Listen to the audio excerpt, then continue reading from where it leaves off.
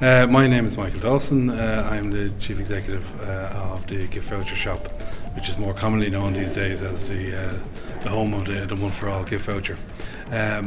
The company was set up originally in 2002 and launched in Ireland. It then went on in 2004 to be launched in Malta, and then again in 2006 we launched in the UK.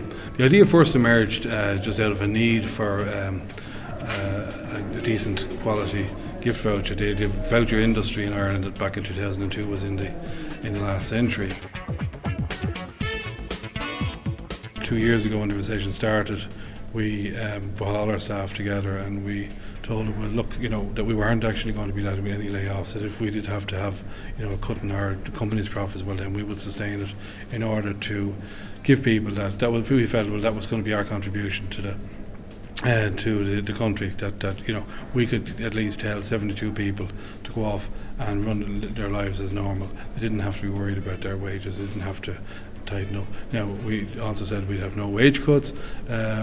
We certainly said we also weren't going to have any wage increases, but at least this was very, very much appreciated. And when in a survey that we did the following year at the staff conference, the item that actually came out number one was among staff and what improvements they wanted and what good things and bad things were about the company. They said the actual security job was the most important. And in our first week when we did that, our first month I should say, our sales went through the roof. So we sustained right throughout the last 2 years of recession. I think the result of that approach with staff has resulted in us enjoying some very substantial growth throughout the recession. In England last year, after we introduced the One4All card, we've been experiencing growth of in the region of 300%, and our projected growth now for the year this year will be about 53%, and we're actually ahead of that for the first quarter, so it looks like it'll be achieved.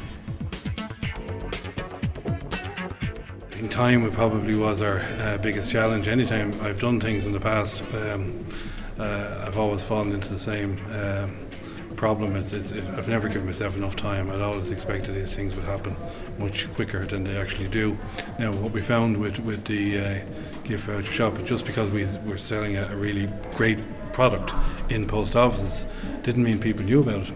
And even if they did know about it, they hadn't traditionally bought gift vouchers in post offices. People traditionally would have bought them in Arnott's, Marks and Spencer's and places like this. And we found even after 2 years and even after 3 years that people were leaving post offices when we did exit surveys and heading into town to buy gifts, and even though they knew they were available in the post office. So it took a long time to change people's habits. It wasn't just putting a new product on sale, we actually had to change people's habits. So it was really until the third Christmas that things took off, and when they did take off, they took off very, very well. The rest is history.